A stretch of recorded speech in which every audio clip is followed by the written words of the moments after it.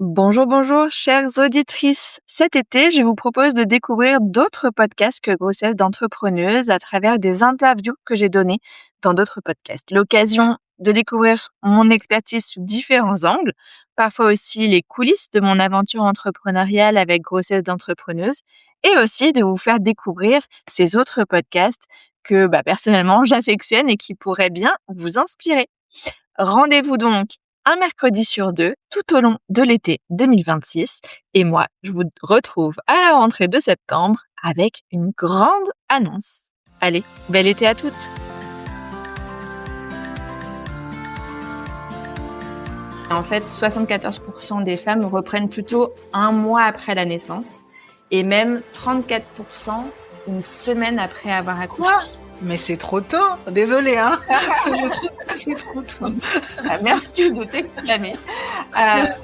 Donc pour celles qui ont déjà accouché, vous le savez, et pour celles qui s'apprêtent à devenir maman, pour info, une semaine après avoir accouché, on saigne encore abondamment. Comment on fait quand on a peur de perdre ses clients, parce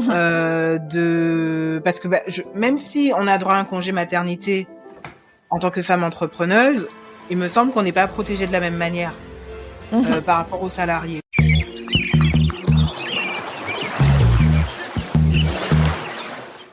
Bienvenue dans Coquillage, or et argent, le podcast qui t'enrichit en parlant d'argent autrement.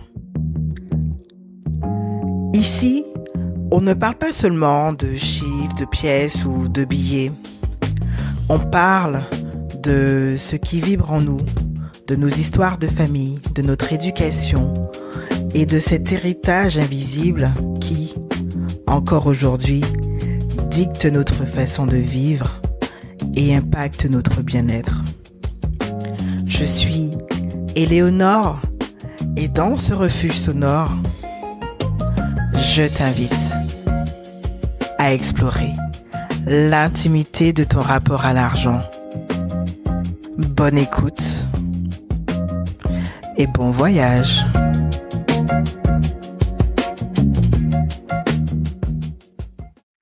Bienvenue dans un tout nouvel épisode du podcast Coquillage, or et argent, le podcast qui t'enrichit en parlant d'argent autrement.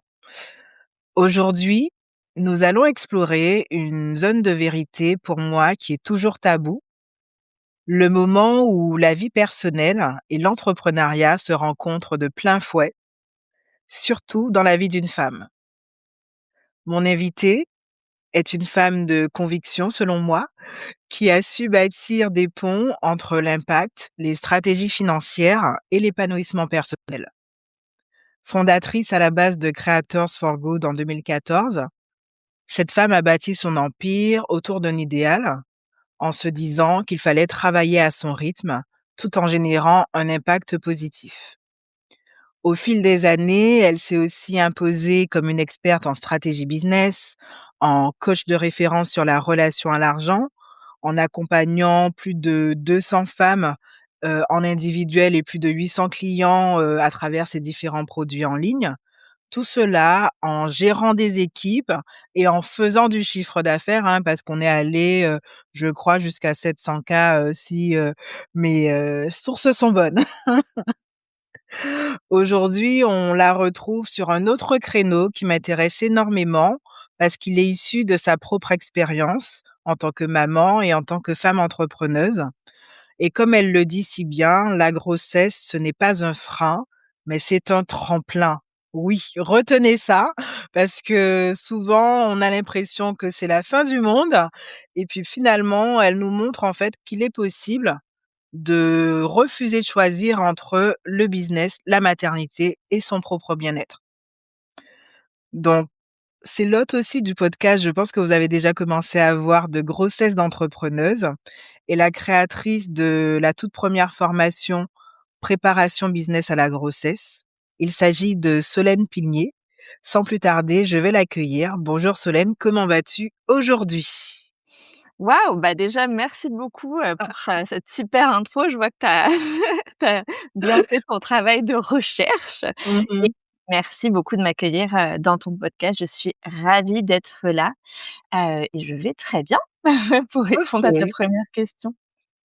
Bah, écoute, c'est vrai que, moi, à la base, si je t'ai contactée, c'est que, alors aujourd'hui, au moment où on enregistre ce podcast, je ne suis pas maman, mais c'est vrai que ces questions m'ont traversé l'esprit à différents stades de ma vie, quand j'étais salariée, quand j'ai décidé de quitter le salariat pour entreprendre et maintenant, c'est vrai que je regarde beaucoup les parents qui sont entrepreneurs et je me dis, en fait, qu'il y a des étapes de vie qui devraient couler de source, qui devraient être naturelles, mais en réalité, on a tellement de dilemmes entre les réalités économiques et nos réalités biologiques que c'est parfois compliqué. Là, je voudrais revenir avec toi sur un point parce qu'on est quand même là pour parler d'argent. C'est sur ton enfance déjà pour comprendre qui tu étais et je voudrais savoir quelle a été ta première prise de conscience sur l'argent?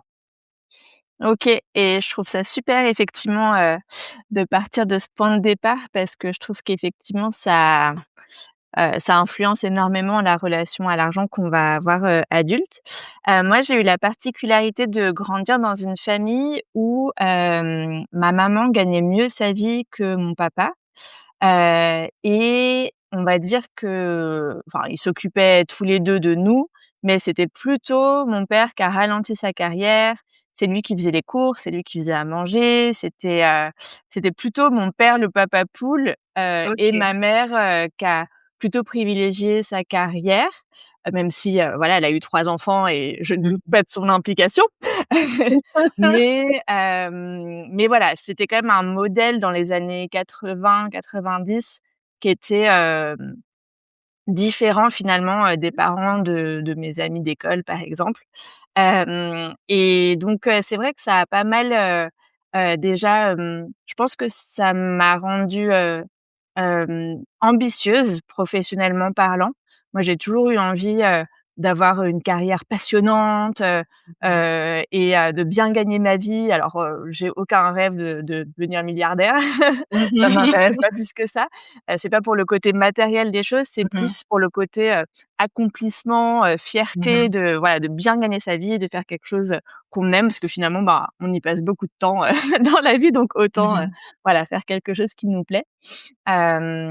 Et donc voilà, je pense que c'est un point qui a été vraiment important pour moi et qui a Mmh. ensuite, dicté pas mal de mes choix, mais qui m'a aussi, pas mal challengée, notamment, quand je suis devenue maman et dans la relation de couple et l'équilibre, financier entre mon mari et OK. moi, qui a pas forcément Ah, été, celui que ah. j'avais idéalisé. Intéressant, je vais creuser. Mais, du coup, alors juste pour comprendre, parce que c'est vrai que c'est un schéma qui était pas, courant dans les années 80, que ce soit la femme qui aille travailler. Mais est-ce que l'argent était tabou dans le foyer? Est-ce que vous en parliez? Est-ce que tu les entendais dire des choses? Est-ce que c'était une source de tension ou au contraire, tout allait bien? Enfin, comment ça se passait? En fait, mes 2 parents gagnaient, assez bien leur vie, Mmh mh. classe moyenne, supérieure. Enfin, ils étaient cadres tous les 2. Mmh. Par contre, ma maman, vient d'une famille très pauvre et mon papa d'une famille très riche. OK, Donc, d'accord. je sais que, voilà, eux, par rapport à leurs parents, finalement, avaient une situation financière différente. À la Mmh fois, mh. bah, mon père moins aisé, que ses parents, mais ça lui Mmh. allait très bien et ma mère, plus aisée que ses parents parce que ma mère, c'est la première de sa lignée à avoir fait des études supérieures, en fait. Mmh. Donc donc voilà, les pour eux et par rapport à leur famille, je sais que c'était, finalement, une question, mais dans le fonctionnement de notre foyer, c'était enfin voilà, on était, à la fois à l'aise financièrement et sans non plus, pouvoir partir au ski tous les ans ou je sais pas quoi. Enfin voilà, je sais que, heu, il y avait pas de problème d'argent, sans Mmh. qu'il y ait une abondance, encore une fois, on était, 3, Ouais. on vivait en région parisienne, dans un logement, petit par rapport à si on était dans une autre région voilà, une autre Mmh. région, par exemple. Enfin, donc il y avait des arbitrages, qui ont Oui. été faits. On avait, voilà, une vie confortable. L'argent, c'était pas, un problème. Mmh. Mais ça restait, voilà, source d'arbitrage, voilà. D'accord, OK. Non, c'est intéressant et du coup, tu as dit aussi que du coup, tu es mariée, tu as des enfants, le mari n'était pas celui que tu avais idéalisé. Bon, j'ai fait quelques petites recherches, mais il me semble qu'à la base, il est turc, donc du coup, Oui, une autre culture, c'est ça. et donc du coup, un autre rapport peut-être à l'argent. Oui. Heu, donc du coup, comment, à partir du modèle que toi tu as eu, que tu as reçu, en tant Mmh mh. qu'enfant, quand toi tu t'es construite dans ton propre couple. Qu'est-ce que tu as ramené comme croyance, qui était bénéfique? Qu'est-ce qui a pas matché en fait et comment vous avez rebondi? Ouais. Non, effectivement, donc moi, j'ai rencontré mon mari à Istanbul parce qu'en fait, pour la petite histoire, j'ai vécu, à l'étranger en tant qu'expatriée pendant 15 ans. Et Waouh! je viens de rentrer, en France, en métropole. Enfin voilà, c'est tout Oh nouveau pour moi. j'adore. Et donc oui, mon mari est turc, Mmh mh. lui, on me parlait tout à l'heure de ma maman qui est la première de sa lignée à Mmh. avoir, fait des études. Bah, lui, c'est son cas. C'est-à-dire que, ses Mmh. parents, ont pas fait d'études. Sa maman était femme au foyer, Mmh. et donc au début de notre relation, je gagnais mieux ma vie que lui. Mmh. Mais aussi parce que moi j'ai toujours gagné ma vie en euros et en fait, avec voilà Oui. la monnaie turque qui est très faible et qui fait que Mmh. dégringoler d'année en année, Mmh. voilà, c'était pas un exploit que de Mmh. gagner mieux ma vie que lui. Mais du coup, c'est vrai que, dans les premières années de ma relation avec lui, quand on parlait pas encore du tout de mariage et d'enfants, il y avait un peu ce côté de: «Ah, faut que je fasse attention pour voilà, pour pas imposer un niveau de vie qui soit, trop difficile à lui, enfin pour À à suivre. atteindre, pour lui». Mmh. Parce que, voilà, le but c'était qu'on puisse aussi, par exemple, quand on part en vacances, payer 50-50 et donc forcément, voilà, ça influence sur les choix, qu'on fait.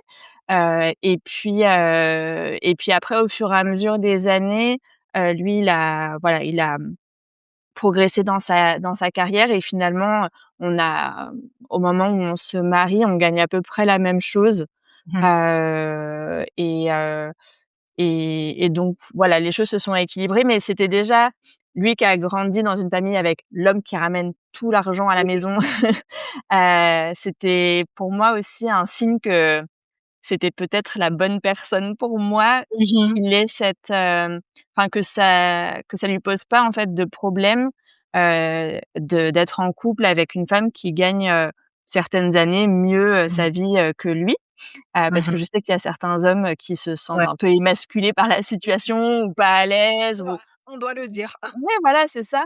Et lui, pas du tout. D'ailleurs, j'avais eu une discussion franche avec lui, voilà, parce que, au fur et à mesure des années, d'entrepreneuriat, voilà, je me fixais des objectifs toujours de plus en plus ambitieux. Puis il y avait un petit truc où je me disais: «Ah là, c'est presque indécent de viser, Mmh. tu Mmh. vois, 100 000 € par an, enfin, tu vois, Mmh. est-ce qu'il va Mmh. pas?» enfin, voilà. Et en fait, j'étais là: «Ah bah non, au contraire, on pourra s'acheter ci, ça, ça, ça». Il avait Mmh aucun mh. souci avec le fait que je gagne bien, Mmh. voire très bien ma vie. Donc voilà, c'était rigolo de voir que lui, ça lui posait pas de problème, alors que moi, alors même que j'avais grandi dans ce schéma-là, je sentais que bon, fallait quand même, voilà, que ça pouvait éventuellement créer un voilà, Mmh. une difficulté et heureusement, ça n'a pas été le cas. OK. Non, c'est super intéressant. En fait, c'est toujours une histoire d'équilibre, de confiance et d'équipe, en fait. Un coup c'est moi, un coup c'est toi et le tant qu'on a la vision, c'est tout ce qui compte, en fait, à la fin. OK, Ouais. OK, OK. Je rencontre beaucoup de gens comme ça de plus en plus, j'adore. Et je peux rajouter juste un tout petit truc Oui. parce que je trouvais ça intéressant dans ta question. Tu parlais aussi de la relation à l'argent, Mmh qu'ont les Turcs et je sais pas mh. si dans tes auditeurs, il y a des personnes qui connaissent, cette culture. Mais une des grandes différences en fait de ce que moi j'ai vu entre les Turcs et les Français, c'est que, en France ou en tout cas, enfin moi, la façon dont j'ai grandi, c'est, chacun gagne sa vie de son côté. C'est-à-dire que, voilà, moi j'ai fait mes études et je gagne mes sous. Mes parents, ils m'ont aidée jusqu'à, voilà, ce que je sois en âge de quitter le nid et puis, Mmh. bah, basta quoi. Mmh. Enfin, voilà, ils me font des cadeaux à mon anniversaire, mais je reçois jamais d'argent de leur part ou alors c'est très rare ou enfin peut-être qu'un jour il y aura des héritages, des trucs comme ça, mais moi mes Mmh. parents, enfin surtout ma mère, elle m'a toujours dit: «Surtout comptez pas sur les héritages, on va tout dépenser donc donc vous faites votre vie, vous gagnez votre vie vous-même». Enfin ça, c'était très important, l'indépendance financière notamment, Ouais. voilà, Mmh. l'indépendance financière, moi en tant que femme, parce que, Mmh. bah, c'est quand même les premières générations qui peuvent gagner leur vie, Oui. enfin voilà, on fait partie de ces 1res Mmh. générations de femmes qui peuvent gagner leur vie, d'elles-mêmes donc je sais que c'était l'indépendance, voilà, c'est une vraie valeur. Alors Mmh. qu'en Turquie, ça marche pas du tout comme ça. En fait, les parents, les enfants gagnent, l'argent de la famille ensemble. Donc les enfants vont aider financièrement leurs parents Mmh. et les parents vont aider financièrement leurs enfants, Mmh. de manière beaucoup plus, c'est pas, fluide, mais c'est beaucoup plus brassé, en fait. Donc typiquement, D'accord. dans la famille de mon mari, il y a des investissements immobiliers, on met tel truc à tel nom de tel machin et puis, en fait, c'est Mmh. bidule qui reçoit tel loyer. Enfin, c'est tout un micmac un D'accord. peu, fouillis de point OK. de vue, français où Oui. nous, on est là: «Bah non, moi, je gagne mes sous à moi, puis voilà». Alors que OK. c'est beaucoup plus ouvert et ils ont aussi une ambition, qui est ils parlent d'argent beaucoup plus facilement. Il y a pas du tout de D'accord. tabou au niveau des chiffres. Tout le monde sait combien, qui gagne quoi, alors j'exagère peut-être un petit peu, mais voilà, il y a ce côté, décomplexé par rapport à l'argent, à l'ambition financière et au fait que, voilà, les investissements des uns, vont permettre aux autres d'être à l'aise financièrement. Enfin voilà, il y a Mmh. ce côté beaucoup plus collectif, D'accord, OK. qui est différent de chez nous. Non, c'est super intéressant. C'est vrai que moi, je connais pas du tout, mais c'est super intéressant de voir d'autres façons. Récemment, j'ai interviewé, quelqu'un sur la culture chinoise, pareil sur l'argent, qui ont un rapport très collectif aussi à la richesse Mmh mh. et en fait, en vrai, je vais pas dire qu'on a tort, hein, mais je trouve qu'on a peut-être une dimension qu'on devrait rajouter dans notre propre, manière de gérer, notre richesse justement. Mmh mh. Ou notre fonctionnement de base, entre êtres humains, c'est peut-être juste ça, en fait. OK, c'est super, super, super et quand tu as fait, ta 1re, alors je sais pas si c'est ta première, mais en tout cas, c'est celle qui est grosse, en tout cas la Creators for Good. Mmh mh. C'était quoi le but? Et enfin, oui, c'est sur l'impact, mais c'était quoi exactement le but derrière? Mmh mh. Et est-ce que tu avais déjà vu à ce moment-là que le rapport à l'argent, c'est un levier, pour, son enrichissement, personnel pour aller débloquer, des choses? Mmh mh. Bah, tout à fait, donc Creators for Mmh. Good, c'est la première entreprise effectivement que j'ai fondée, tu le disais dans l'intro, en 2014. Mmh. Hem Et en fait, j'accompagnais, des porteurs de projets à impact positif, à différents stades. Donc il y avait soit Association le ou entrepreneuriat? Même plus ou entrepreneur, ouais, ouais, c'était entrepreneur. vraiment des Mmh. entrepreneurs à impact. Moi, je les appelle des entrepreneurs durables. Hem Et en fait, Mmh. c'était donc, principalement des femmes. J'ai aussi accompagné des hommes, puis je me suis, au fil des années, vraiment spécialisée sur l'entrepreneuriat, féminin. Avec donc, soit des personnes qui voulaient démarrer, qui se disaient: «Bon, bah, là, voilà, j'ai fait un burn-out ou j'en peux plus de la Mmh. carrière que j'ai eue jusqu'ici. J'ai envie de, faire quelque chose qui a du sens et en même temps de pouvoir bien gagner ma vie». Et donc là, je les aidais à formaliser leur idée d'activité, et à trouver leurs premiers clients. Et puis Mmh. il y avait d'autres, entreprises qui avaient donc déjà été, créées et que j'aidais, qui avaient donc déjà eu leurs premiers clients que j'aidais, à être pérennes et à pouvoir, vivre vraiment de l'activité, donc à passer le cap des, 30-40-50 000 € par an. Et puis d'autres, qui avaient déjà, une assise financière, confortable, mais où, bah, j'aidais plutôt sur, comment démultiplier son impact sans forcément, travailler plus. Parce que ça, c'était une grande demande, Mmh. des porteuses de projets, Ouais. que j'accompagnais. Et effectivement, par rapport au rapport à l'argent, bah, déjà moi, j'ai dû beaucoup travailler mon rapport à l'argent, en devenant entrepreneuse, sachant que mon dernier poste, en fait, j'étais directrice commerciale, donc j'ai fait gagner beaucoup, beaucoup d'argent à l'entreprise pour laquelle je bossais. Mais le jour où c'était à moi de vendre mes trucs, je me suis rendu compte que, ma première vente, c'était catastrophique. Je me Ah ouais? rappelle, c'était par Skype, donc Mmh. voilà, les 2014 à l'époque, c'était comme ça les séances, tu vois? Découvertes.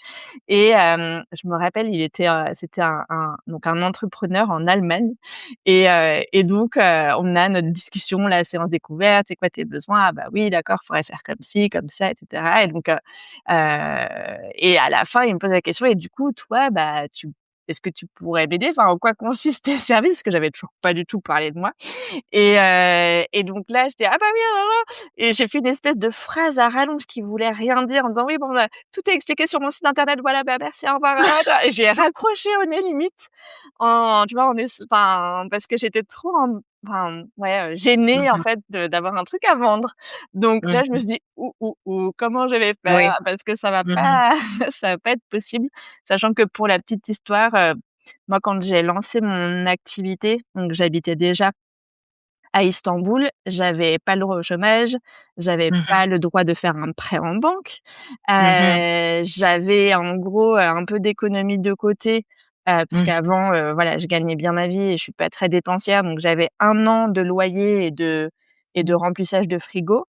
Point barre. Oui. C'est-à-dire que si en 1 an, j'arrivais pas à vivre de mon Oui. activité, c'était en Mmh. mode, avion retour, canapé, papa, Oui. maman, quoi. C'était Mmh. j'avais cette, voilà, ce j'avais pas de filet de sécurité Oui. Oui, oui, oui. et donc il a fallu très rapidement d'ailleurs, je me suis fait accompagner, dès le départ et j'ai beaucoup investi, en fait, dans le fait d'être aidée Mmh mh.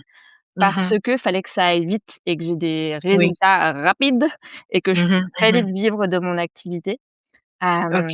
Et puis plus tard, je me suis rendu compte que la relation à l'argent, c'était quelque chose que mes clientes, devaient travailler, Mmh. notamment sur, le fait de, voilà, être utile, avoir un impact Oui. positif et en même temps bien Gagner de gagner sa l'argent vie. et ne pas se sentir coupable. Ouais, c'est ça. Voilà. Et donc j'ai fait une formation pour devenir, Mmh. coach en relation à l'argent parce que c'était, voilà, OK. une corde à mon arc, que je souhaitais Mmh mh. pouvoir, avoir et transmettre. Et du coup, quelles sont les croyances ou peurs ou freins qui revenaient le plus souvent chez tes clientes? Ah, il y Quand en avait ouais, il y en avait beaucoup. Bah, la croyance qu'il faut travailler très dur, très mmh mh. fort, pour, enfin se sacrifier pour, gagner sa vie Ouais. et que donc en fait, la perspective de gagner plus, c'est aussi la perspective de travailler plus et parfois, Mmh. c'est juste pas possible parce qu'on est déjà à fond. Donc ça, c'est vrai que c'est quelque chose qui revenait souvent.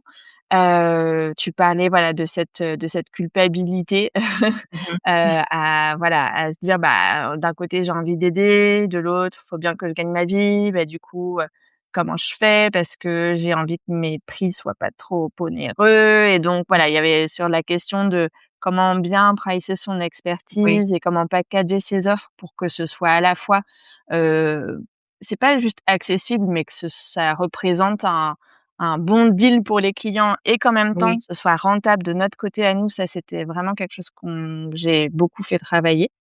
Mmh mh. Voilà et puis, le dernier point peut-être, c'est, le côté, petit, viser petit. Souvent, moi, j'accompagnais donc Mmh. principalement des femmes entrepreneuses. Il y en a beaucoup, au début de notre accompagnement, c'est elles visaient le SMIC, quoi. Elles visaient le minimum D'accord. syndical. Donc, je dis: «Bah non, ça, Mmh. c'est le plancher. En fait, c'est la Mmh mh. toi, c'est quoi que tu enfin, ouais, quel est ton Ouais. objectif? Pas ton Mmh mh. minimum syndical sans quoi tu mets la clé sous la porte. Parce que si tu vises ça, en fait, tu vas tout le temps être en flux tendu. Donc c'est Mmh. important aussi de pouvoir, bah, viser des chiffres d'affaires, qui Oui. aillent au-delà, du strict minimum, Mmh mh. ce qui est pas toujours évident. Et Mmh. je pense que ça, c'est pour ça que je disais que c'était très lié, au à ma cible de femmes entrepreneurs. Je pense que les hommes sont moins nombreux en tout cas, à viser, des petites, sommes. C'est vrai. Parfois, ils ont un peu la folie des grandeurs aussi, hein, c'est pas ils ont pas raison sur tout, mais voilà, ce côté, allez quoi, on va avoir un peu d'ambition et on Oui, va ouais, et on on va peut bien l'assumer. gagner sa vie et faire quelque chose de bien pour les autres, pour la planète, Ouais, il y a pas à choisir. ouais, OK, OK, je vois, je vois. Et du coup, bon là, donc tu as des femmes entrepreneuses, tu es déjà dans l'entrepreneuriat et dans le féminin et puis, bah, toi, tu as ta vie personnelle qui continue, hein, entre-temps. Donc tu as eu, 2 enfants, donc 2 grossesses différentes et tu te rends compte que, on n'est pas très bien accompagné en tant que femme entrepreneuse sur ces sujets-là. Ouais. Tu te rends compte qu'il y a aussi beaucoup de vulnérabilité autour de la femme qui est enceinte et puis qui devient maman, et peut-être aussi du père, hein, derrière qui devient papa et donc du coup, face à ce dilemme, comment on fait en fait, entre l'appel du cœur, par exemple, de: «Je veux prendre soin de mon bébé», parce que, ben, il vient d'arriver et la pression économique de, ben, il faut revenir quoi. Il faut retourner travailler rapidement. Mmh, mmh. Oui, tu as raison, c'est un vrai voilà, c'est un vrai cas de conscience et d'ailleurs, j'ai deux trois chiffres à te partager qui ont motivé le fait que je me spécialise, sur la question. Déjà, le premier, c'est qu'en fait, l'entrée dans la parentalité, c'est le facteur le plus important qui a la qui cause les inégalités femmes-hommes. Parce qu'en fait, à la naissance des OK, enfants, les femmes voient leur carrière ralentir, et OK. les hommes pas, voire pour certains, ça s'accélère. Et ça, ce décrochage, Mmh mh. bah, il est injuste et Mmh. surtout moi, je l'ai subi de plein fouet alors même que j'avais pas eu ce modèle, tu vois? On en parlait au début de notre Mmh mh. interview, quand j'ai grandi, donc ça m'a d'autant plus surpris. En fait, voilà, j'ai eu cette particularité aussi d'avoir une grossesse pathologique, ce qui était très difficile. Mmh. Hem Du coup, une année, voilà, où financièrement, c'était très, compliqué. Mmh mh. Mais où, voilà, heureusement, j'avais quand même, des sous de côté. J'ai pu, Mmh. déléguer, j'ai pu, voilà, mettre en place certaines stratégies pour sauver les Mmh. meubles et faire en sorte que mon activité ne s'écoule pas comme un château de cartes. Mmh. Et pour autant, quelques années plus tard, quand on a eu un projet d'achat immobilier avec mon mari, on a fait les comptes et en fait, je me suis rendu compte que, heu, sans forcément le vouloir, enfin, sans même s'en rendre compte, ni lui ni moi, j'ai beaucoup pioché dans mes économies en devenant maman, alors que lui, Mmh. il a continué à mettre de côté comme Mmh. d'habitude. OK. Et donc en fait, tu vois, ces chiffres que en tant que féministe et en tant qu'accompagnante de femmes Mmh. entrepreneuses, ouais, on se fixe des objectifs, Oui. ambitieux les meufs et cetera et en fait, moi-même, j'ai été victime du du voilà, bah, voilà, de cette, de ce tourbillon qu'est la maternité et qui m'a Ouais. bien plus impactée, que mon mari alors que, Mmh. c'est pas dans nos idéaux ou dans parce que ça peut être un choix aussi, hein, de bien Oui. sûr de se spécialiser. Bon, bah, c'est toi qui vas plutôt ramener des sous à la maison et Mmh. moi qui vais m'occuper des enfants. Nous, c'était pas notre choix de couple et pour Oui. autant, qui est-ce qui a trinqué financièrement? Oui. C'est moi. OK. On s'est rattrapés Mmh. pour, pour le deuxième. Oui. Oui. Mais toujours est-il que, voilà, en fait, on est dans un système patriarcal, Mmh. qui nous affecte, qu'on le veuille ou non Mmh. et donc voilà, moi ça m'a surprise en fait, de moi-même tomber dans les dans les statistiques. Les travers, ouais. Ouais.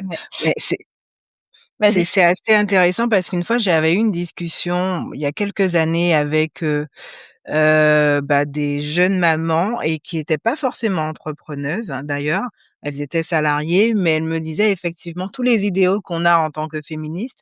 Dès que la maternité arrivait, tout s'est effondré, il y avait plus de place pour ça parce qu'il y avait juste la réalité, le terrain, il faut s'occuper de bébé et la charge mentale était à l'époque Mmh. plus de leur côté. Tant que le congé paternité sera moins long, voire quasi inexistant, par rapport, à voilà, à la charge de travail que ça représente de s'occuper d'un nouveau-né. On a Mmh. beau être, voilà et on a beau être femme et féministe et ou avoir un conjoint qui essaye de s'impliquer, le plus possible, Oui, le déséquilibre, il est là, il est il est structurel, en fait. systémique. Il est Oui. systémique, Mmh exactement. mh. OK. Donc ça, c'est un premier chiffre qui a motivé mon envie, chiffre et expérience, de me Mmh mh. spécialiser sur le sujet. Un autre, c'est, l'IFOP, donc un institut d'études qui, en 2023, a mesuré que 74 des, entrepreneuses, des indépendantes ne prennent pas leur congé maternité en entier. OK. Et pour la plupart, quand on regarde vraiment dans le détail des chiffres, parce que donc le congé maternité, en France, en tout cas, à l'heure où on enregistre cette interview, il est de 4 mois et c'était le cas aussi en 2023 et en fait 74 des femmes reprennent plutôt 1 mois après la naissance et même 34 une semaine après avoir accouché. Quoi? Mais c'est trop tôt! Désolée, hein, je trouve que c'est trop tôt. Ah merci de t'exclamer. Donc pour celles qui ont déjà accouché, ce vous le savez et pour celles qui, voilà, qui s'apprêtent à devenir maman, pour info, une semaine après avoir accouché, on saigne encore abondamment, on doit porter Oui. des couches, enfin plutôt un slip-filet avec des Mmh mh. des Mmh protections. mh. Le corps est en charpie, enfin vraiment c'est, Mmh mh. voilà, c'est le postpartum immédiat, immédiat, immédiat. Enfin, Mmh mh. voilà, pour celles qui allaitent et je crois que même quand on fait le choix de pas allaiter, on a quand même, c'est la montée de lait, on a quand même, Mmh. les tétons la première semaine qui sont hyper, hyper sensibles, Mmh mh. justement pour, aider à bien positionner le bébé, à trouver le bon voilà, le bon mode de fonctionnement. Puis ensuite, Mmh la mh. sensibilité décroît, mais du coup, c'est impossible de mettre un t-shirt. Enfin, en tout cas, moi, j'étais torse nu la première semaine, quoi, pour Mmh. mes 2 bébés.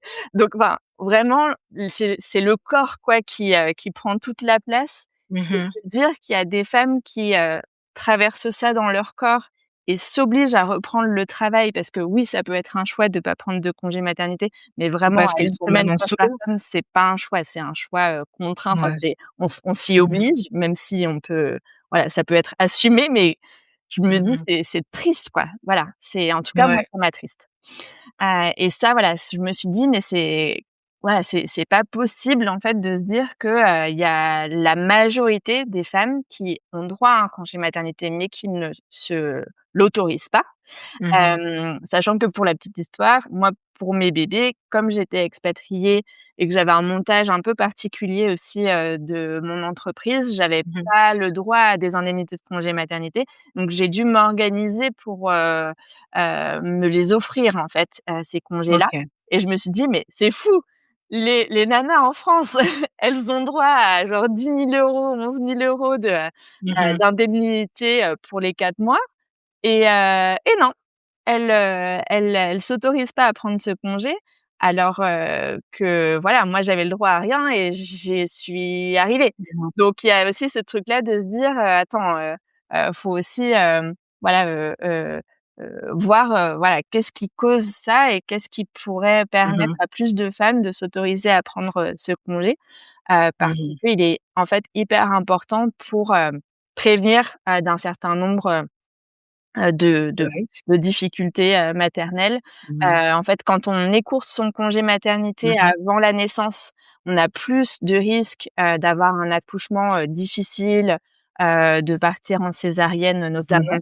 mh. Et quand on écourte le congé maternité, postpartum, donc après la naissance, du bébé, on a plus de risques de faire une dépression, un burn-out, et en fait, bah, franchement, quand on est à son compte, quelle que soit la taille de son entreprise d'ailleurs, on est le moteur de son Mmh business mh. et être le moteur en dépression ou en burn-out, c'est quand même très, très compliqué. Donc Mmh c'est mh. un peu comme, les athlètes de haut niveau, il va falloir vraiment, se reposer un max pour pouvoir être performant derrière. Et Mmh. ça c'est c'est un calcul à faire et la majorité des femmes, en tout cas jusqu'en 2023, au moment de l'enquête de l'IFOP, se disaient plutôt: «Bah, pour minimiser les risques que ça affecte mon entreprise, j'ai qu'à, moi, pas m'arrêter de travailler». Et pour moi, c'est un mauvais calcul et on Ouais, ouais, ouais. aller plus loin dans l'analyse, mais en Mmh. tout Mmh, cas, voilà, mmh mh. ce qui m'a Ouais. motivée à lancer Grossesse d'entrepreneuse.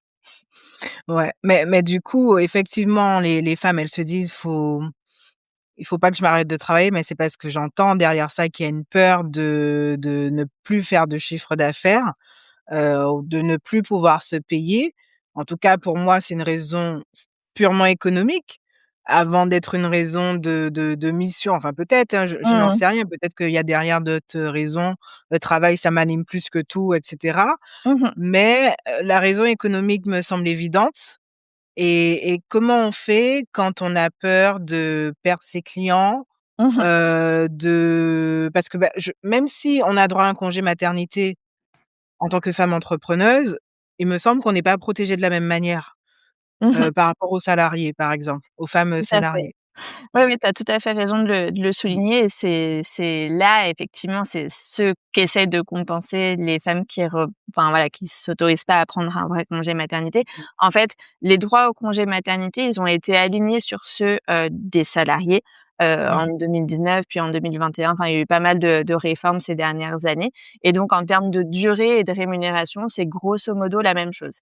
La Mmh mh. grande différence, c'est que, les personnes qui ont réfléchi et conçu ce congé maternité des entrepreneuses ne connaissent rien à l'entrepreneuriat et ne se sont pas du tout rendues compte que quand tu t'arrêtes 4 mois d'affilée en tant que chef d'entreprise, tu es certes indemnisé pendant 4 mois, mais Mmh. l'impact sur le chiffre d'affaires, il y a bien au-delà.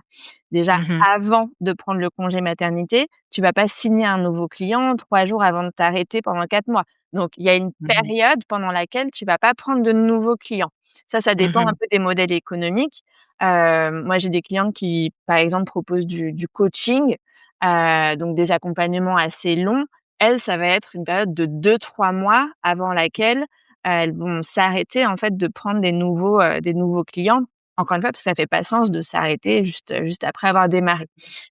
Pour les thérapeutes qui vendent à la séance, là, bon, elles peuvent se permettre éventuellement de continuer jusqu'à beaucoup plus proche. En Mmh. tout cas, la période pendant laquelle elles ne vont pas prendre de nouveaux clients va être plus réduite. Et puis il y a la phase donc après le congé maternité, on s'est arrêté 4 mois, OK, on reprend le travail, sauf qu'en fait, si on n'a rien mis en place, là aussi, il va y avoir une période pendant laquelle on va pas être au niveau d'activité qui était le nôtre auparavant. Et Mmh. là encore, ça dépend des modèles économiques, mais c'est important en fait de se dire que si je m'arrête 4 mois et que je mets rien en place, c'est 6 à 9 mois, parfois même 12 de chiffre d'affaires qui vont être impactés par cette pause. Et heu et donc voilà, ça c'est le premier point qui est différent, des Mmh. salariés et le deuxième point, c'est que les salariés sont, protégés par le droit du travail, notamment en termes de, licenciement, mise au placard et cetera. Donc à Mmh. partir du moment où on annonce sa grossesse en tant que salarié, on n'a plus le droit d'être viré et puis il y a aussi une période après la reprise post-congé maternité où on est protégé. Les entrepreneuses, lorsqu'elles annoncent leur grossesse, heu bah, voilà, les clients, les prospects, les investisseurs, les partenaires, les membres d'équipe Mmh. peuvent, prendre la poudre d'escampette Ouais. et qu'on Mmh. puisse aller au prud'homme en disant: «Mais eh oh! Je suis Mmh. enceinte!» Et donc ça, c'est effectivement, quelque chose, sur lequel il faut être, vigilant. D'accord.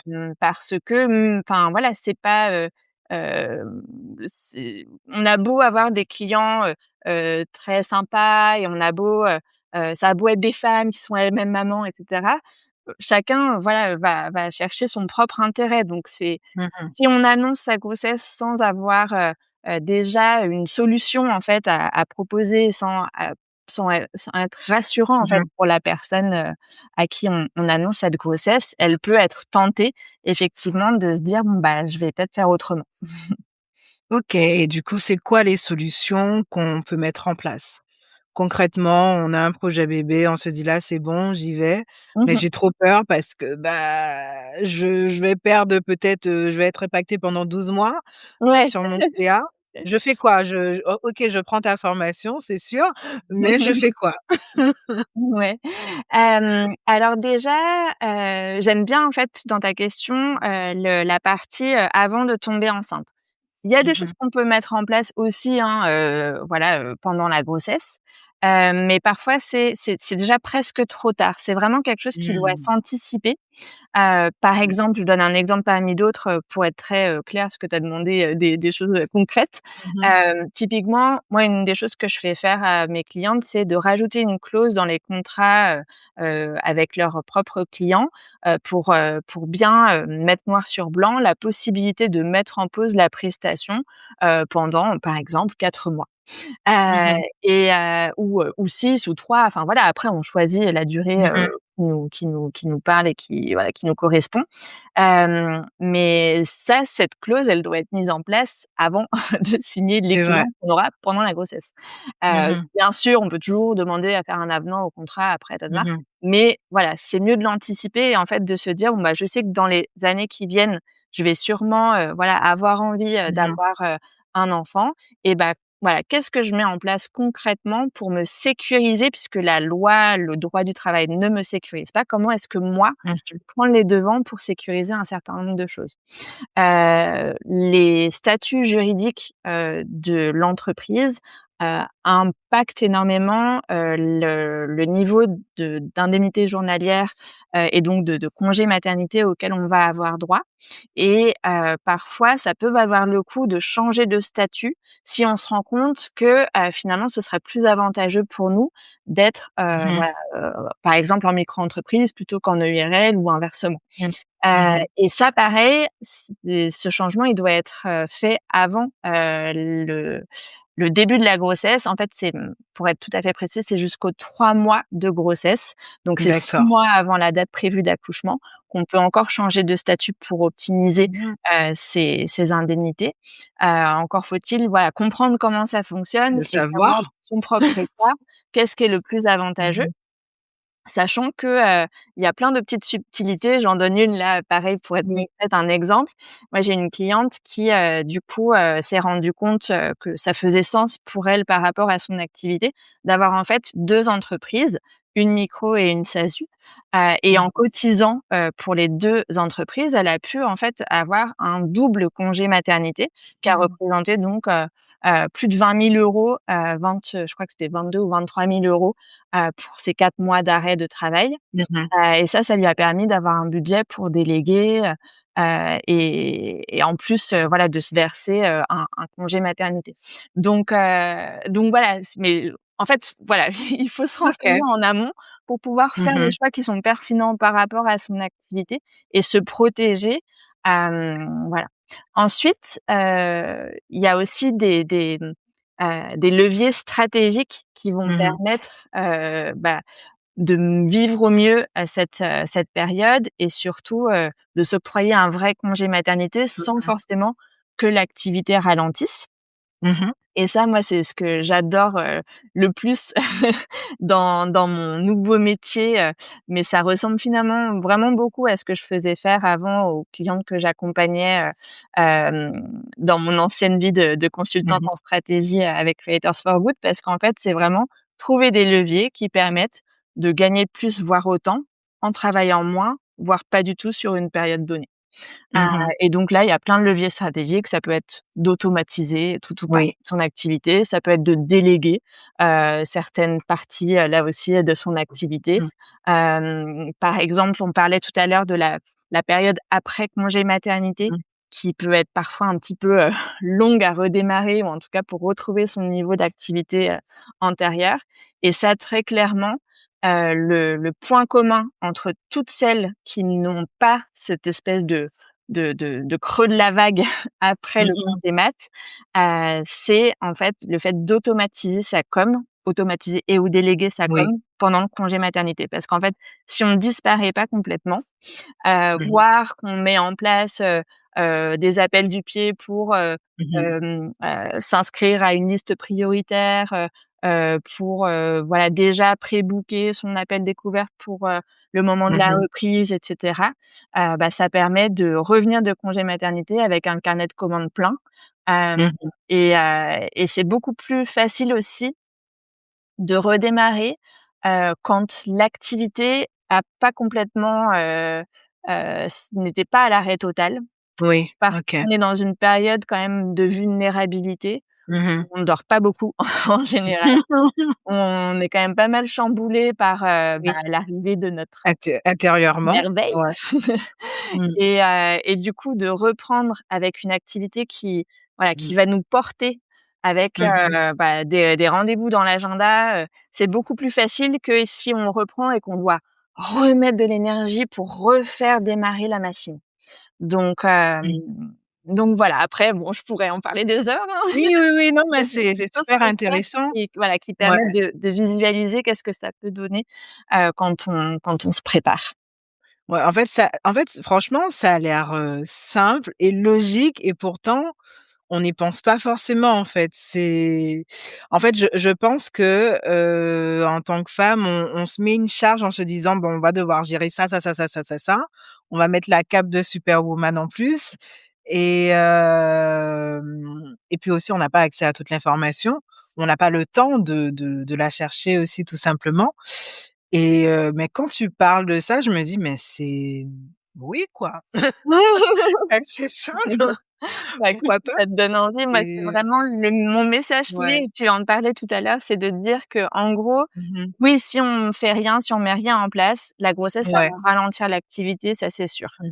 Par contre, si on met certains, leviers en place, on peut tout à fait, et s'octroyer un vrai congé maternité et voir son activité continuer à se développer. Ça peut même Ouais. devenir un tremplin. Parce que tu vois, j'ai des Mmh clients mh. qui vont se mettre à déléguer alors même que, elles étaient pas tout à fait au stade où elles pouvaient se le permettre et puis du coup, enfin, elles Mmh mh. repoussaient un peu le truc en: «Oh bah, quand c'est moi qui fais, ça coûte moins cher puis c'est mieux fait donc bon, on continue comme ça». Et en fait, Mmh. voilà, tu vois, de vraiment, bah, passer certains caps Mmh d'automatisation, mh. de peut-être revoir son modèle économique, Mmh mh. repenser sa rentabilité, commencer à déléguer. Il y a tout un tas de choses, en fait, qui sont finalement des leviers stratégiques, Mmh mh. qui sont bons pour toutes les entreprises, qu'on soit enceinte ou pas. Mmh mh. Mais la grossesse, ça nous met une deadline pour mettre en place ces choses. Ouais, Ça va aussi forcer à simplifier, et à ouais, aller beaucoup plus droit au but. Et donc il y a des entrepreneuses qui vraiment, voient leur activité décoller au moment de la grossesse. d'accord. Alors c'est pas la majorité, hem, Oui. mais c'est vraiment intéressant de se dire que c'est possible et sans forcément, voilà, se mettre une pression supplémentaire de se dire: «Et je vais avoir un enfant et tripler mon chiffre d'affaires». Enfin voilà, je Oui, oui, voilà, c'est voilà, ça. rajouter une injonction, aux femmes qui Ouais. nous écoutent. Mmh mh. Mais je pense que c'est important d'ouvrir ce champ des possibles et surtout parce que ton podcast, il est sur le rapport à l'argent et en Mmh fait, mh. c'est vraiment une question de mindset et de voir les choses d'un autre angle. Ça permet aussi de Mmh. prendre des décisions, qui vont, voilà, qui vont nous ouvrir à une autre réalité que Mmh celle mh. où on se dit que, bah, va falloir sacrifier un des 2 ou voir un peu des 2, que sinon on n'y arrivera jamais. OK et est-ce que chez toi, il y a eu, bah, une transformation au-delà de l'aspect, mettre en place, une nouvelle structure pour, un business et cetera. Mais intérieurement, est-ce que ça a changé tes priorités, ta manière de voir ton business, ta manière de construire ta vie, bah, en ayant d'abord le premier puis le deuxième mmh, Ouais, ouais, ouais, ouais. Bah, oui, c'est clair que ça a tout changé. ouais. Alors même que, tu vois, on vient de parler de mindset. Moi, Mmh. avant de devenir maman, j'espérais que ça ne change rien. Mmh mh. C'est-à-dire que mon objectif, c'était de maintenir. Alors Oui. qu'en fait, ça a tout changé, mais c'est tant mieux. Mmh mh. Et j'en suis très heureuse et ça m'a ouvert un nouveau champ des possibles, ça Mmh. c'est sûr. En tout cas, oui, c'est sûr que, hem, bah, par exemple, sur le fait de simplifier, moi, j'avais un Mmh. peu du mal à le faire parce que j'ai toujours plein d'idées, mais en tout cas, voilà, j'avais ce côté un peu, je mettais en place plein de trucs et Mmh. comme j'ai une grossesse pathologique, je pouvais plus, en fait, tout faire. OK. Donc j'étais obligée de simplifier et je me suis rendu compte à quel point c'était confortable et que finalement, heu et que finalement ça me nourrissait, tout autant Mmh. intellectuellement, même si je faisais plus, 36 000 trucs. Mmh. Donc c'est rigolo parce que, il y a des choses sur lesquelles on a besoin de travailler et la maternité, ça va nous confronter à nos limites et ça va nous obliger, en fait, à travailler, ces Mmh. éléments-là. Un autre exemple, c'est le lâcher prise. Moi, j'ai toujours bien aimé contrôler, que les choses soient bien organisées, bien Ouais, faites, ta ta ta ta ta. ça me parle, hein. Comme beaucoup d'entrepreneuses, voilà, c'est assez fréquent. Mmh. Et en fait, la maternité, on maîtrise plus rien. On maîtrise pas son corps, on maîtrise pas quand est-ce qu'on va tomber enceinte, on maîtrise pas quand est-ce qu'on Mmh. va accoucher, on maîtrise pas comment ça se passe la grossesse, on maîtrise pas quel nouveau-né on va avoir, on maîtrise pas, comment ça va se passer dans notre corps, dans notre tête. Voilà et donc en fait, ça oblige à composer avec l'existant plutôt Mmh. que de vouloir, prévoir et contrôler et donc bah, ça m'a permis, en fait, de devenir une entrepreneuse beaucoup plus, intuitive, heu, OK, beaucoup moins dans le contrôle et plus dans le flow, heu OK. et ça, je suis super reconnaissante, d'avoir, eu cette transformation-là parce que, enfin, je sais pourquoi j'étais très dans le Mmh. contrôle et de bien aimer que les choses soient bien faites, nin nin nin. Mmh. Et en même temps, aujourd'hui, voilà, enfin, j'ai grandi en fait Mmh. et même si, je continue à voilà, à essayer de bien faire les choses et cetera, quand c'est pas pile poil comme je l'avais imaginé, ça m'empêche pas de dormir. Donc OK. c'est ça aussi, voilà, c'est ça Ce ça a ce n'est apporté une plus, corde à mon arc. ton entreprise, ce n'est plus ton premier bébé. Un peu, comme on Oui, dit enfin, il y a beaucoup ouais, ouais, d'entrepreneurs ou entrepreneurs qui disent ça, ouais. c'est mon bébé, ils s'identifient énormément, mais une fois que tu as eu les tiens, tu te dis: «Bah, en fait, Ouais. Et peut-être c'est un oui». dernier point pour rebondir sur ce que tu Mmh viens de dire et mh. pour, Mmh. à nouveau faire le lien avec la thématique de ton podcast sur la relation à l'argent. Tu vois, moi, avant d'avoir, mon premier enfant, la réussite de mon entreprise, c'était aussi une question de valeurs personnelles. C'est-à-dire que je liais beaucoup ma confiance en moi à, le nombre de clients que j'avais eu dans le mois, si tu veux. Mmh. Pour faire simple et donc j'avais été plutôt en croissance, sur les 5 premières années, qui ont précédé donc la naissance de mon fils et pendant la grosse et donc je venais de passer aussi le cap des 100 000 € de chiffre d'affaires, qui est un cap un peu symbolique, avant de tomber enceinte Mmh et mh. en fait, pendant ma grossesse, j'ai fait, moins 50 000 sur mon sur mon prévisionnel. Donc Oui. j'ai un peu touché le fond. Et ça m'a obligée à décorréler ma confiance en moi et mon bien-être de mon chiffre d'affaires. Parce que là, c'était Mmh mh. juste, plus possible, quoi. Enfin, à moins de vouloir être en dépression, sévère, Mmh mh. pendant, 9 mois. Oui. Et donc ça a été aussi un bel apprentissage, tu vois, de se dire que la réussite de mon entreprise, il y a des hauts, des bas. Et faut pas forcément que j'y attache, une importance telle que ça influence non seulement sur mon humeur du matin, mais aussi ma Mmh mh. confiance en moi, mon estime personnelle, ma capacité à faire de nouveaux projets, à me Mmh. fixer tel ou tel objectif. C'est pas parce que, le business a fait comme ci ou comme ça que, faut que je le prenne personnellement. Et ça aussi, je Mmh pense que mh. c'est un bel apprentissage, grâce à mes maternités qui m'ont transformée et qui ont transformé Mmh mh. l'entrepreneuse que je suis. Non, c'est vrai, tu as raison, la valeur personnelle, c'est un vrai sujet. On le voit sur les réseaux, hein, comme moi, tu es sur LinkedIn, ça c'est vrai que décorréler, la valeur, enfin le chiffre d'affaires qu'on peut faire et sa propre valeur, mais c'est très, très important et en tout cas, moi je le fais, j'encourage tous mes clientes à le faire, mais c'est vrai que, c'est pas toujours évident, surtout quand on est solopreneur.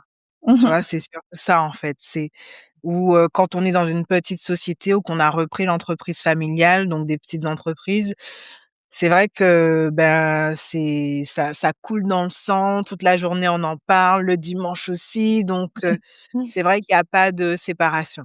Ouais. Mmh. Mmh. Mmh. C'est Ouais, vrai. puis en fait, la performance d'une entreprise, bien sûr, c'est lié à voilà, aux choix qu'on va faire, aux actions Mais qu'on pas va mettre seulement. en place, mais pas seulement et notamment dans le monde dans lequel on vit avec, bah, tous ces aléas pour pas Oui. dire, pour pas rentrer dans le détail, Mmh mh. hem, bah, voilà, faut aussi reconnaître que, on est voilà, on est maître à bord de notre bateau, mais on est sur une mer agitée. Donc, Voilà. si on va pas aussi vite que ce qu'on avait en tête, c'est pas que de notre faute et de notre capacité à empoigner le Mmh mh. à empoigner le Oui. gouvernail avec notre coude.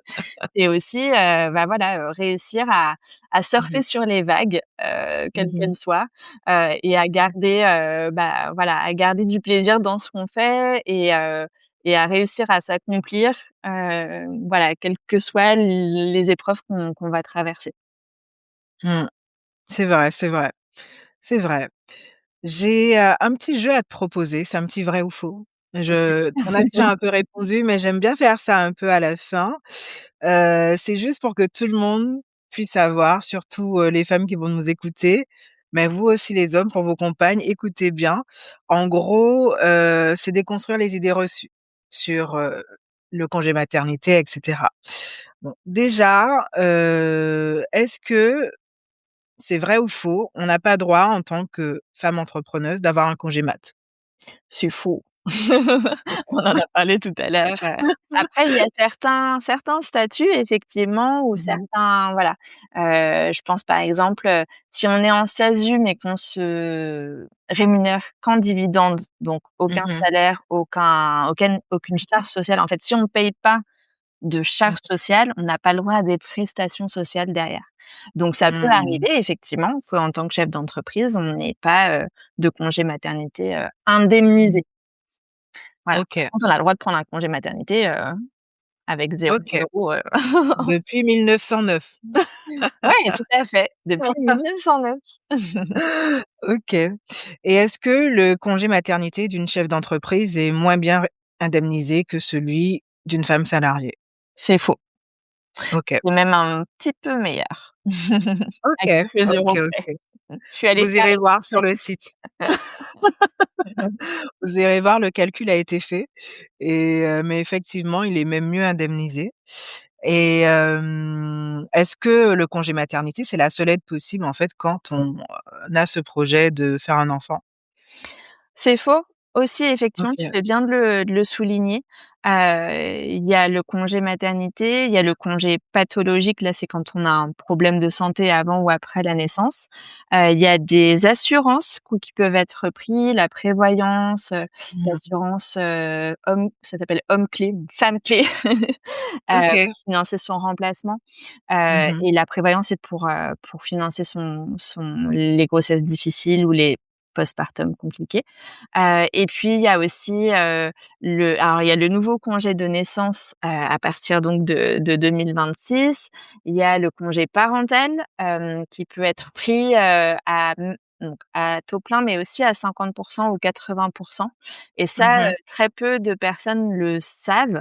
Je sais qu'il y a énormément de femmes et j'étais la première aussi qui réduisent leur temps de travail, à l'arrivée de leur enfant et en fait ça peut être, indemnisé. On peut se mettre à 80 et recevoir, OK. une petite aide financière, dans le cadre du congé parental à 80 ou à 50. Et il y a encore OK. plein d'autres, mais en tout cas, voilà, Plein d'autres et vous irez voir. ça ouvre ça ouvre le champ des possibles. Et une dernière, est-ce que s'arrêter de travailler, ça équivaut à s'arrêter de facturer? Non. Merci Mmh. de poser cette question. Ça, c'est, peut-être un des points qui voilà, qui pose le plus, question ou problème. On confond, en fait, l'obligation, effectivement, de s'arrêter de travailler pour pouvoir toucher ces indemnités. Tout simplement parce que, l'État, se dit: «Bah, on va, payer les femmes, pour, qu'elles s'arrêtent vraiment de travailler et que Mmh du mh. coup, il y ait pas toutes ces complications de santé physique et mentale dont on parlait tout à l'heure dans l'interview. Par contre, l'entreprise, même si c'est une entreprise, unipersonnelle ou enfin une micro-entreprise, entreprise individuelle, elle peut continuer de tourner, peut continuer de facturer, de recevoir des paiements pendant l'arrêt de travail, de la chef d'entreprise. La seule chose, c'est qu'on peut pas facturer son temps. Donc évidemment, nous, on va pas Mmh. continuer à travailler, on va pas continuer à facturer nos clients, mais quelqu'un peut nous payer pour une prestation passée et où on peut avoir automatisé des prestations et où on peut avoir Mmh. délégué, et on peut continuer à gagner, des sous en parallèle des indemnités de congé de maternité. OK, d'accord, c'est super, intéressant parce qu'on a souvent l'impression que tout s'arrête. Oui et puis moi j'ai des exemples, dans mon podcast, de tu vois, de femmes qui sont mal renseignées et Mmh. qui se font des nœuds au cerveau, voire qui se retrouvent en fait dans des situations difficiles à cause de cette, mésinformation. Par exemple, il y a, je pense à Marion Renou, que j'ai interviewée et qui, en fait, a mis la clé sous la porte après la naissance de son enfant, parce qu'elle a eu des difficultés, financières. Elle rentre Mmh dans le mh. détail, mais elle a Mmh. notamment eu un énorme impayé, parce qu'en fait, elle s'est interdit de facturer pendant son congé maternité et quand elle a voulu facturer a posteriori le client et bah, il était aux abonnés absents et donc c'était 4 000 € de d'impayés. Mmh. Or elle comptait sur cette trésorerie quand elle a repris et ça voilà, c'est pas la seule chose qui a Mmh. contribué à la fin de son activité, mais ça voilà, ça a pesé. Et alors qu'elle était en coopérative, d'entreprise avec un comptable Mmh. qui l'avait conseillée et Donc qu'elle elle était pensait que entrepreneur comme salarié? comme je suis salariée, j'ai le droit à un Mmh. vrai con je mets des guillemets Mmh. pour ceux qui sont pas sur YouTube, j'ai le droit à un Mmh. vrai congé maternité. Sans se rendre compte qu'en fait, ce statut-là, il était très coûteux pour elle, qu'elle avait le Mmh. droit à moins d'indemnités que si elle avait été en micro-entreprise et que, Mmh. elle s'est en plus, fait mal conseiller par, le comptable de la Mmh. coopérative qui lui a dit de pas facturer alors qu'elle avait le droit et bref, voilà. Donc tout Mmh. ça pour dire D'accord. que, attention, à prendre vos conseils de la part de personnes qui ont vraiment étudié la question, Mmh. parce que, ça arrive très fréquemment en fait, moi qu'on me dise: «Mais mon comptable m'a dit que», mais en fait les comptables, ils ont pas étudié le congé maternité des entrepreneurs et Mmh. parfois ils disent des choses sans se rendre compte qu'ils induisent en erreur. Leur Mmh. responsabilité professionnelle, elle est pas engagée. C'est-à-dire que s'ils vous induisent en erreur, bah, c'est vous qui payez les pots cassés. Donc Mmh. voilà, faites bien attention à voilà, à pas suivre les conseils, ni des copines d'il y a quelques années parce que en Mmh. fait, les choses peuvent Ça avoir vite change. changé. Parfois même, les conseillers, enfin bon, c'est pas des conseillers, mais les interlocuteurs, à la CPAM, donc la caisse primaire d'assurance maladie, Mmh. qui ne connaissent pas les subtilités de voilà, des indépendantes Mmh. qui, encore une fois, avec la législation qui a beaucoup évolué les dernières années, parfois donnent des informations qui sont erronées ou en tout cas, qui étaient vraies à un moment donné, mais qui ne le sont plus. Et tu vois, moi, j'ai fait intervenir différentes, expertes dans mon programme d'accompagnement et la partie le volet juridique, c'est là où j'ai le plus galéré à trouver quelqu'un qui s'y connaissait parce que OK. j'ai consulté je sais plus combien d'avocats, de comptables, je crois que c'est au moins 6 personnes différentes avant de trouver une juriste spécialisée en périnatalité Mmh. qui avait vraiment étudié la question et qui du coup, oriente mes clientes. Mais tu vois, les avocats, ils connaissaient tous une partie, mais pas d'autres. Les comptables, pareil. En fait, Mmh. c'est tellement multifactoriel, le congé maternité des entrepreneurs. Ça te touche au Oui. droit social, au droit fiscal, Mmh. au droit des entreprises, au droit commercial. Enfin bon, il y a plein de matières juridiques qui fait que c'est pas toujours facile de s'y retrouver. Mmh. Et donc voilà, tout ça pour dire que, attention Ouais, d'où vous allez chercher vos infos, formation. voilà. Ouais, et pourquoi c'est une question qui me vient comme ça, mais pourquoi personne n'y a pensé avant à faire ce que tu fais? Parce que quand même des femmes qui Honnêteté. font des enfants, heu, depuis la nuit des temps, Ouais. heu, Non, mais tu as enfin. effectivement, bah, c'était une des autres, raisons qui m'a poussée, hein. Je me suis dit: «Mais en fait» Mmh.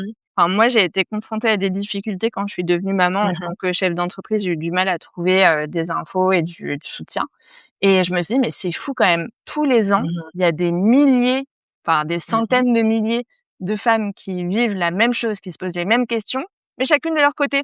C'est complètement con, Mmh. en fait. Mettons-nous, Mmh. ensemble et l'idée, c'est de pouvoir, s'entraider et donc je me suis dit: Ouais. «Mais c'est dommage que, chaque année, il y ait des milliers, voire des centaines de milliers de femmes Bah qui oui. vivent, la même chose, mais chacune de leur côté, qui se posent les mêmes Mmh. questions» et donc l'idée, c'est de faire circuler les retours Ouais. d'expérience, et de voilà, de pouvoir, Mmh. se baser sur des informations, vérifiées et aussi, en fait, aujourd'hui, on a moins d'enfants qu'avant.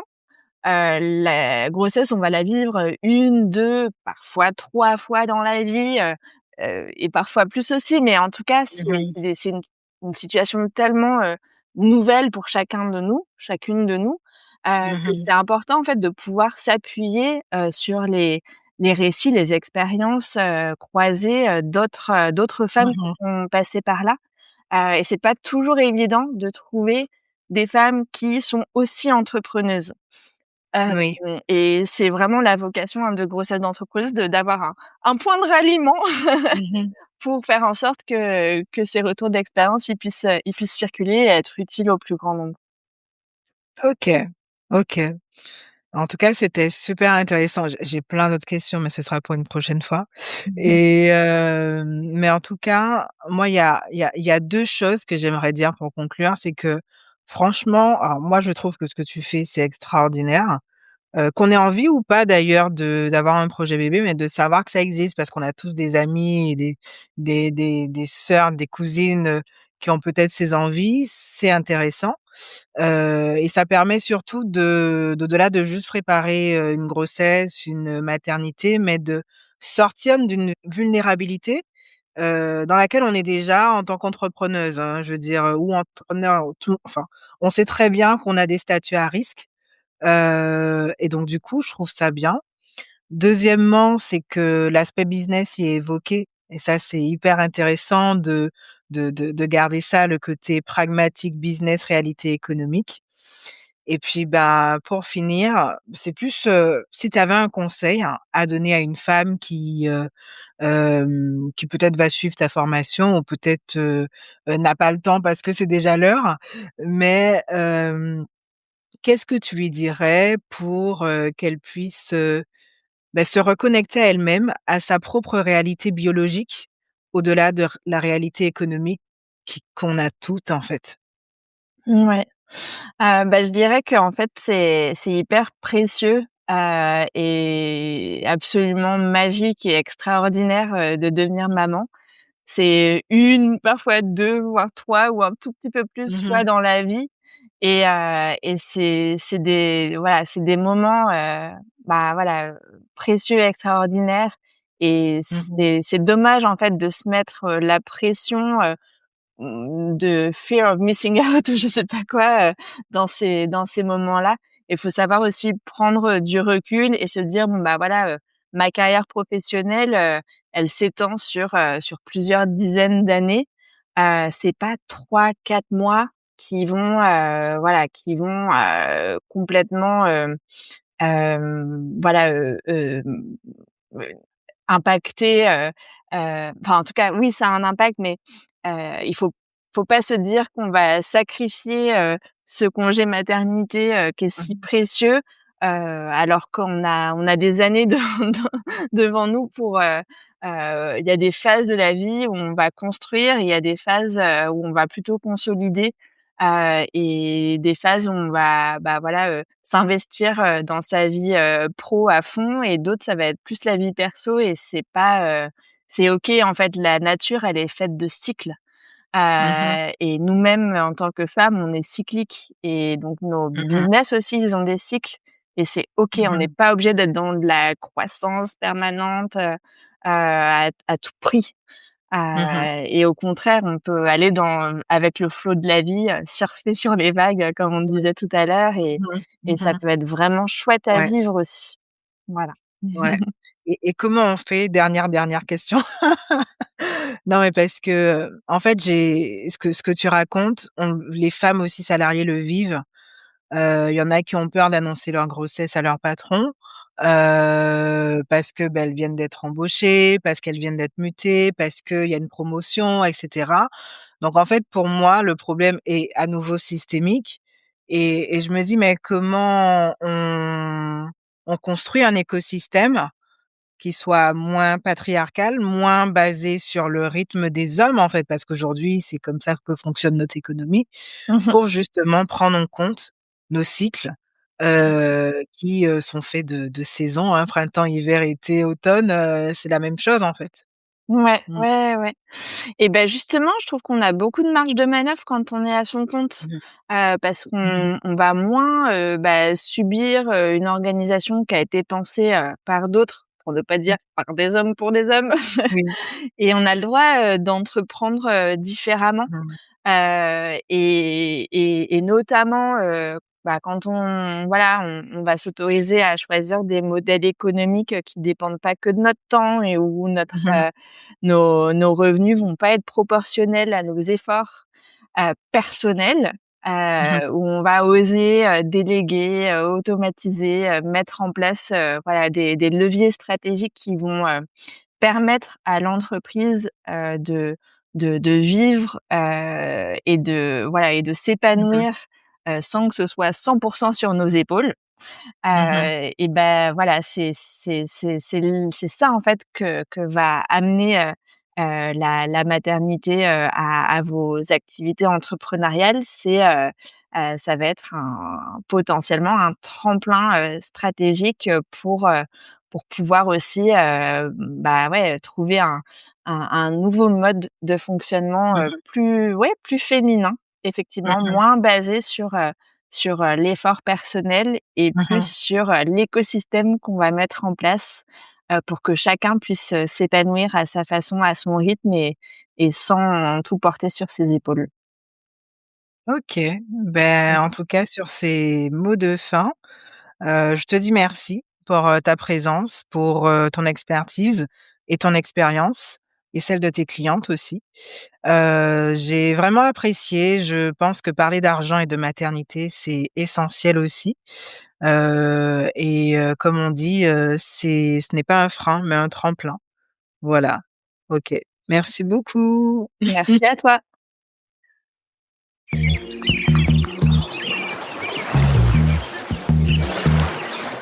Et voilà, nous arrivons au terme de cet épisode. J'espère que cet échange a fait écho chez toi et qu'il t'aidera un peu plus chaque jour à mettre de l'or dans ta relation à l'argent. Si cet épisode t'a touché, la plus belle manière de soutenir le podcast est de lui laisser 5 étoiles sur ta plateforme d'écoute préférée. C'est grâce à ce type de partage que, ensemble, nous briserons les tabous. Et si tu sens qu'il est temps pour toi de transformer ta propre relation à l'argent en profondeur, eh bien je t'attends. Le lien pour un appel est en description. D'ici notre prochain rendez-vous, prends soin de toi, prends soin de tes proches et de ta prospérité.